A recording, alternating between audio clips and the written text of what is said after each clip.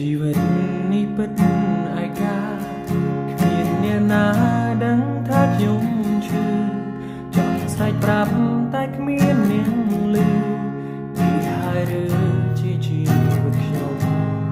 តែមានអូននៅក្នុងជីវិតតែក្នុងចិត្តអូនគ្មានបងទេបងក៏ហោះខ្លួនឯងថាអូននៅស្នេហ៍ប៉ុន្តែអូនប្រែចិត្តហើយសូមរូបអូនយល់ពីអតីតរឿងងមិននឹងបងប្រានត្រើយអានឹងសាយើងទាំងពីកាយព្រោះអូនស្ដាយកុំឆ្ងាយ